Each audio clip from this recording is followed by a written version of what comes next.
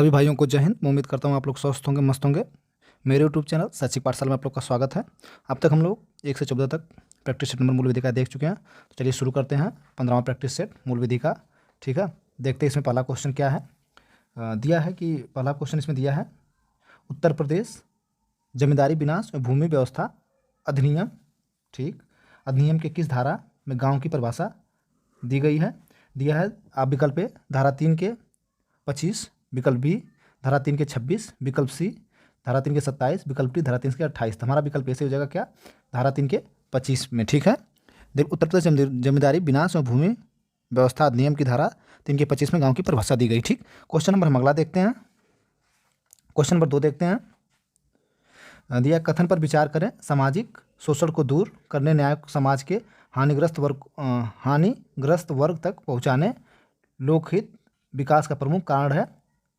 कथन पर विचार करें, सामाजिक शोषण को दूर करने, न्याय को समाज के हानिग्रस्त वर्ग तक पहुंचाने, लोकहितवाद के विकास का प्रमुख कारण है। कथन ये सही है, कथन गलत है, कथन सही है, कथन गलत है, सी वाला कथन अपर्याप्त है, डी उपयुक्त में से कोई नहीं। विकल्प इसका ए हो जाएगा, कथन सही है। ठीक है, तो अगला क्वेश्चन हम देखते हैं, क्वेश्चन नंबर 3। क्वेश्चन नंबर 3 में क्या है, किसी जनहित याचिका मामले में न्यायालय ने सरकारी विभागों को यह निर्देश दिया कि वे झुपड़पट्टियों के विस्तार को रोकने के लिए समुचित कदम उठाएंगे और निवास योग्य परिवेश बनाएंगे। क्या था, किस मामले में दिया था, ऑप्शन ए देखते हैं, अलमित्रा पटेल बनाम भारत संघ राज्य, बी था परमानंद कटारा बनाम भारत संघ, सी देखते हैं समता बनाम आंध्र प्रदेश राज्य, डी क्या है, ABC बनाम राष्ट्रीय राजधानी दिल्ली NCT। तो विकल्प 3 का हमारा ए सही हो जाएगा। इसमें है कि अलमित्रा पटेल बनाम भारत संघ। अलमित्रा पटेल बनाम भारत संघ के मामले में न्यायालय ने सरकारी विभागों को यह निर्देश दिया कि झुपड़पट्टी के विस्तार को रोकने के लिए समुचित कदम उठाएं और निवास योग्य परिवेश बनाएं। ठीक है, अब क्वेश्चन नंबर हम 4 देखते हैं। 4 में हमारा दिया है, खाली स्थान एक प्रकार का सामाजिक अभियांत्रिक आक्रमक है। यहाँ पर यह दावा किया जा सकता है कि अभियुक्त ने किसी बैनर या लिंक का कुछ मूल्य चुकाया है। तो इसका विकल्प ए दिया बैटिंग, बी दिया है फिशिंग, सी दिया है मालवेयर, डी दिया प्री स्टैनिंग। विकल्प इसका डी से हो जाएगा, प्रीटे क्विस्टिंग। ठीक है, विकल्प डी क्या है, प्रीटे क्विस्टिंग। देखते हैं, प्रीटे क्विस्टिंग एक प्रकार का सामाजिक अभियंत्रिक आक्रमक है, जहां पर यह दावा किया जा सकता है कि अभियुक्त ने किसी बैनर या लिंक का कुछ मूल्य चुकाया होगा। ठीक, क्वेश्चन नंबर हम 5 देखते हैं। 5 में क्या है, सूचना तकनीकी साइबर लॉ अधिनियम की धारा 66F के अधीन अपराध का विचारण कौन करेगा। विकल्प ए है सेशन न्यायालय, विकल्प बी है प्रथम श्रेणी मजिस्ट्रेट, विकल्प सी है द्वितीय श्रेणी मजिस्ट्रेट, डी है सिविल जज। तो विकल्प हमारा ए सही हो जाएगा, सेशन न्यायालय। ठीक, क्वेश्चन नंबर हम 6 देखते हैं। दिया है, सूचना प्रौद्योगिकी अधिनियम के अंतर्गत कंप्यूटर वायरस शब्द परिभाषित है। धारा 24 में, बी देखते हैं धारा 43 में, सी देखते हैं धारा 33 में, डी देखते हैं धारा 45 में। विकल्प इसका बी सही हो जाएगा, धारा 43 में। ठीक है, सूचना प्रौद्योगिकी अधिनियम 2000 की धारा 43 में कंप्यूटर वायरस शब्द को परिभाषित किया गया। ठीक, क्वेश्चन नंबर हम देखते हैं 7वां। नियंत्रक से आशय है, नियंत्रक महालेखा परीक्षक से, बी देखते हैं धारा 7 की उपधारा 1 के अधीन नियुक्त प्रमाणकर्ता प्राधिकारियों का नियंत्रक। फिर से पढ़ते हैं, धारा 17 की उपधारा 1 के अधीन नियुक्त प्रमाणकर्ता प्राधिकारियों का नियंत्रक है। ठीक, सी देखते हैं राज्य नियंत्रक मंडल, डी देखते हैं नियंत्रक निगम इंस्पेक्टर मंडल। विकल्प हमारा बी सही हो जाएगा, क्या, धारा 7 की उपधारा 1 के अधीन, धारा 17 की उपधारा 1 के अधीन नियुक्त प्रमाणकर्ता प्राधिकारी का नियंत्रक। ठीक है, क्वेश्चन नंबर हम देखेंगे 8। 8 में क्या है, 8 में है कि 8 में अनुच्छेद 22 के साथ में निवारक निरोध की गिरफ्तारी विषयक कानून बनाने का अधिकार किसे प्राप्त है। दे रहा है कि राज्य सरकार के पास, बी दे रहा है केंद्र सरकार के पास, सी दे रहा है संसद को, उपरोक्त में से कोई नहीं। तो सभी लोग जानते हैं इसका संसद होगा। देखते हैं अनुच्छेद 22 के साथ में, ठीक, अनुच्छेद 22 के साथ में के अंतर्गत संसद विधि द्वारा यह विहित करेगी कि किसी वर्ग या वर्गों के मामले में कितनी अधिकतम अवधि के लिए किसी व्यक्ति को निवारक निरोध विधि के अधीन निरुद्ध किया जा सकेगा। ठीक है, क्वेश्चन नंबर हम 9 देखते हैं। राष्ट्रीय सुरक्षा कानून के अधीन क्या कोई पुलिस अधिकारी जिसे यह लगता है कि कोई विदेशी व्यक्ति को जो अनावश्यक रूप से देश में रह रहा उसे संदेह के आधार पर गिरफ्तार कर सकता है। तो विकल्प इसका हमारा ये है, गिरफ्तार कर सकता है कि नहीं। दूसरा में बी में हाँ है, राज्य सरकार की पूर्व अनुमति से, केंद्र सरकार की पूर्व अनुमति से। विकल्प हमारा इसका बी से हो जाएगा, हाँ गिरफ्तार कर सकता है। राष्ट्रीय सुरक्षा कानून के अधिनियम, अगर सरकार को यह लगे कोई व्यक्ति अनावश्यक रूप से देश में रह रहा है और उसकी गिरफ्तारी की नौबत आ रही है तो उसे गिरफ्तार किया जा सकता है। ठीक है, क्वेश्चन नंबर हम 10 देखते हैं। 10 में क्या है, वे लोग जो लोक सेवक को वैध पारिश्रमिक से भिन्न पारितोषिक देने की प्रस्थापना करते हैं, वे इस अधिनियम के अधीन दंडित होंगे। बी क्या है, दंडित नहीं होंगे। सी क्या है, मामले की निर्भरता पर निर्भर करता है। डी देखते हैं, न्यायालय के विवेक पर निर्भर करता है। 10 का विकल्प हमारा ए सही हो जाएगा, दंडनीय होंगे। ठीक है, भ्रष्टाचार निवारण अधिनियम 1988, भ्रष्टाचार निवारण अधिनियम 1988 की धारा 8 के अनुसार वे लोग जो लोक सेवक को वैध पारिश्रमिक से भिन्न पारितोषण देने की प्रस्थापना करते हैं, वे इस अधिनियम के अधीन दंडनीय होंगे। ठीक है, क्वेश्चन नंबर हम 11 देखते हैं। 11 में क्या विशेष न्यायाधीश द्वारा किसी अपराधी को क्षमादान दिया जा सकता है, हाँ नहीं, केंद्रीय सरकार के अनुमोदन से, राष्ट्रपति की अनुमति से। तो 11 विकल्प हमारा ये हो जाएगा, हाँ दिया जा सकता है। भ्रष्टाचार निवारण अधिनियम 1988 की धारा 2 के तहत विशेष न्यायाधीश अपराधी को क्षमादान दे सकते हैं। ठीक, क्वेश्चन नंबर हम 12 देखते हैं। उर्चल जलाल राम प्रकाश, क्या है, उर्चल जलाल राम प्रकाश बनाम आयुक्त 90 ITR 77 से संबंधित है। विकल्प हाथ से, विकल्प बी हाथ के लिए छूट से, विकल्प सी हाथ के लिए छूट संबंधित निर्धारित तत्वों की छूट व अधिकारी के संज्ञान देने से इनमें से कोई नहीं। विकल्प इसका सी हो जाएगा, हाथ के लिए छूट संबंधित निर्धारित तत्वों की छूट व अधिकारी की संज्ञान देने से। ठीक, क्वेश्चन नंबर हम 13 देखते हैं। किसी व्यक्ति को एक भवन संपत्ति का अस्थायी स्वामी मान लिया जाता है, धारा 11 के अंतर्गत। बी देखते हैं, धारा 18 के अंतर्गत। सी देखते हैं, धारा 22 के अंतर्गत। डी देखते हैं, धारा 25 के अंतर्गत। तो विकल्प इसका सी हो जाएगा, धारा 22 के अंतर्गत।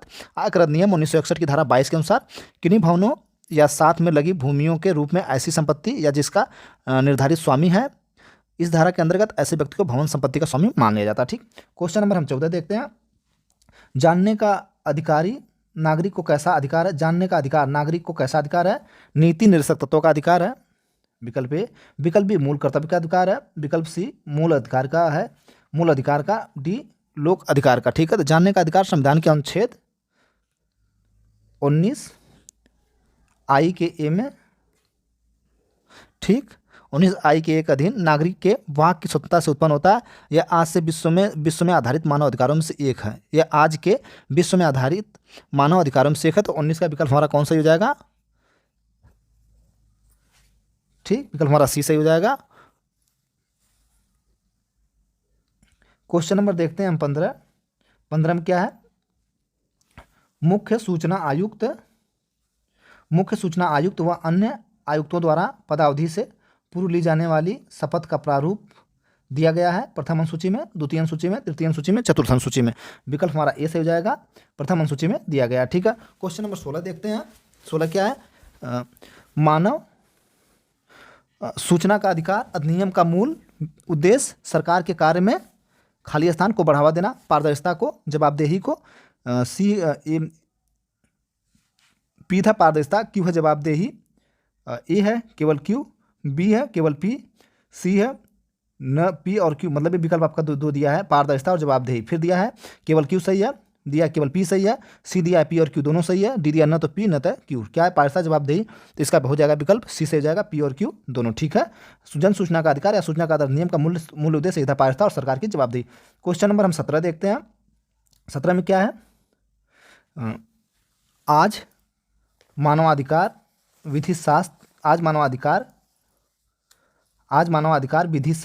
एवं भारतीय संविधान का आवश्यक अंग बन गया है। यह कथन किसका है, ऑप्शन ए न्यायमूर्ति श्री कृष्ण अय्यर का, बी देखते हैं न्यायमूर्ति कपाड़िया का, सी देखते हैं न्यायमूर्ति सेन का, डी देखते हैं न्यायमूर्ति PN भगवती का। 17 का विकल्प हमारा ए सही हो जाएगा, न्यायमूर्ति श्री कृष्ण अय्यर। न्यायमूर्ति श्री कृष्ण ने कहा था कि आज मानवाधिकार विधि शास्त्र एवं भारतीय संविधान का आवश्यक अंग बन गया। ठीक है, आज मानवाधिकार विधि शास्त्र एवं भारतीय संविधान का अभिन्न अंग बन गया। ठीक है, अब हम देखते हैं क्वेश्चन नंबर 18। 18 में क्या है, राष्ट्रीय मानवाधिकार आयोग के समक्ष व्यक्तियों द्वारा किए गए मिथ्या कथनों के लिए क्या मिथ्या साक्ष्य देने के लिए अभियोजित किया जा सकता है? विकल्प हाँ, विकल्प बी नहीं, पता नहीं, भारत के मुख्य न्यायाधीश की राय पर किया जा सकता है। ठीक, क्वेश्चन नंबर 18 का विकल्प हमारा इस जगह हाँ किया जा सकता है। ठीक है, मानव संरक्षण अधिनियम की धारा 1993 की धारा 15, ठीक, की धारा 15 के अनुसार राष्ट्रीय मानवाधिकार आयोग के समक्ष साक्ष्य देने के अनुक्रम में किसी व्यक्ति द्वारा किए गए मिथ्या कथन के लिए अभियोजित किया जा सकता है। ठीक, क्वेश्चन नंबर हम 19 देखते हैं। 19 में हमारा क्या है? 19 में हमारा है कि राष्ट्रीय अनुसूचित जनजाति आयोग को इस अधिनियम की धारा 2(i)(a) में विभाजित किया गया है। विकल्प ए हमारा है संविधान के अनुच्छेद 266 में दिया है। विकल्प बी है संविधान के अनुच्छेद 338 के ए में दिया जाएगा। संविधान के अनुच्छेद 337 में दिया जाएगा। विकल्प डी है संविधान के अनुच्छेद 383 में दिया जाएगा। विकल्प हमारा इसका बी सही हो जाएगा। क्या राष्ट्रीय अनुसूचित जनजाति आयोग को इस अधिनियम की धारा 2(i)(a) में विभाजित किया गया है, इसका अभिप्राय है संविधान के अनुच्छेद 338 में दिया जाएगा। ठीक है, क्वेश्चन नंबर हम 20 देखते हैं। वन्यजीव संरक्षण अधिनियम 1972 की धारा 44 के अंतर्गत प्रदत्त लाइसेंस को निरस्त कर सकता है। राज्य सरकार के किसी सामान्य आदेश के अध्याधीन रखते हुए वन्यजीव अभिरक्षक राज्य सरकार के विशेष आदेश के अध्याधीन रहते हुए प्राधिकृत अधिकारी उक्त में से कोई नहीं। विकल्प हमारा इसका सी से हो जाएगा। क्या? उक्त में से दोनों। ठीक है, क्वेश्चन नंबर हम 21 देखते हैं। दिया 21 में मुख्य वन्यजीव अभिरक्षक अपनी सभी शक्तियां अधीनस्थ अधिकारी को प्रत्यायोजित कर सकता है केंद्र सरकार की पूर्व अनुमति से। बी देखते हैं राज्य सरकार की पूर्व अनुमति से। सी देखते हैं निर्देशक की पूर्व अनुमति से। डी देखते हैं स्व प्रेरणा से। विकल्प हमारा बी से हो जाएगा, राज्य सरकार की पूर्व अनुमति से। ठीक, क्वेश्चन नंबर हम 22 देखते हैं। भारतीय वन अधिनियम को वर्ष खाली स्थान अधिनियमित किया गया था। तो भारतीय वन अधिनियम को 1927 में अधिनियमित किया गया था। क्वेश्चन नंबर हम देखते हैं 23। निम्न में से 23 देखते हैं। निम्न में से किस विषय पर केंद्र सरकार को नियम बनाने की शक्ति नहीं है? वायु जल एवं मृदा की क्वालिटी से मानक, उद्योग की अवस्थितियों प्रक्रिया संबंधित। विकल्प सी दिया मानक से अधिक मात्रा में पर्यावरण प्रदूषकों के उत्सर्जन हेतु वाहनों का लाइसेंस निरस्त करना। तो विकल्प हमारा सी सही हो जाएगा। ठीक है, विकल्प का सी है मानक से अधिक मात्रा में पर्यावरण प्रदूषकों के उत्सर्जन करने वाले वाहनों या लाइसेंस निरस्त का। ठीक है, क्वेश्चन नंबर हम 24 देखते हैं। सड़क का विभाजन करने वाली रेखा को सड़क को विभाजन करने वाली रेखा किस रंग की होती है? तो सड़क की विभाजित करने वाली रेखा हमेशा सफेद रंग की होती है। ठीक, क्वेश्चन नंबर हम 25 देखते हैं। निम्नलिखित में से किसी तृतीय पक्ष जोखिम के निर्मित अनिवार्य बीमा में छूट नहीं है? निजी वाहन को, राज्य सरकार के वाहन को, सी नगर निगम के वाहन को, केंद्र सरकार के वाहन। विकल्प हमारा इसका ए सही हो जाएगा, निजी वाहन को। ठीक, क्वेश्चन नंबर हम 26 देखते हैं। 26 में क्या है? सार्वजनिक स्थानों पर मोटर वाहन चलाने वाले व्यक्ति को पास प्रभावी ड्राइविंग लाइसेंस होना चाहिए। यह मोटर वाहन अधिनियम 1988 के तहत अनिवार्य है। धारा 6 में, बी देखते हैं धारा 4 में, धारा 5 में, धारा 3 में। ठीक है, इसका विकल्प डी सही हो जाएगा कि सार्वजनिक स्थान पर मोटर चलाने वाले व्यक्तियों के पास प्रभावी ड्राइविंग लाइसेंस होना चाहिए। यह मोटर अधिनियम 1988 की धारा 3 में। 27 देखते हैं क्वेश्चन नंबर। किसी अनुसूचित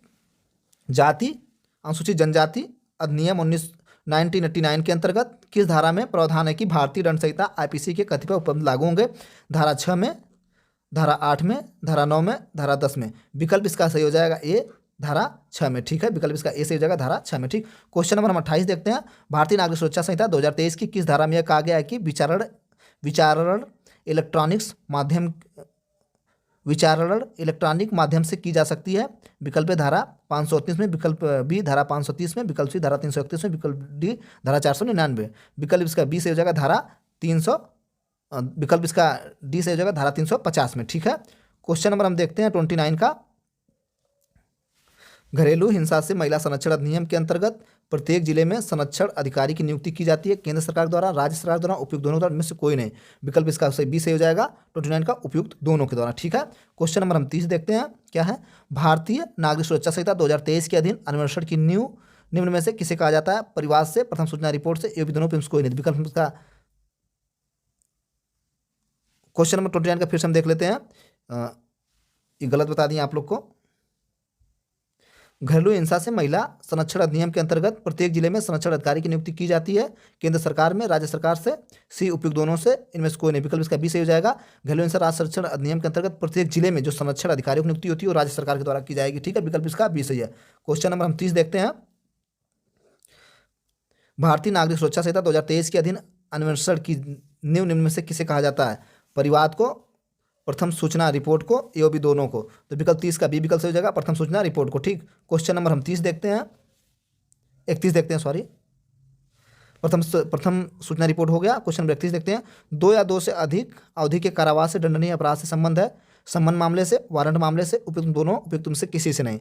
विकल्प इसका बी सही हो जाएगा, वारंट मामले से। ठीक है, क्वेश्चन नंबर 32 देखते हैं। निम्नलिखित में से किसमें गंभीर चोट नहीं शामिल है? सिर या चेहरे की अस्थायी विकृपता, नपुंसकता, गर्भपात कारित करना। तो विकल्प इसका सी से हो जाएगा, गर्भपात कारित करना जो है कि गंभीर चोट में शामिल नहीं है। ठीक है, भारतीय न्याय संहिता 2023 की धारा 116 के अंतर्गत गर्भपात कारित करना गंभीर चोट में शामिल नहीं है। क्वेश्चन नंबर हम 33 देखते हैं।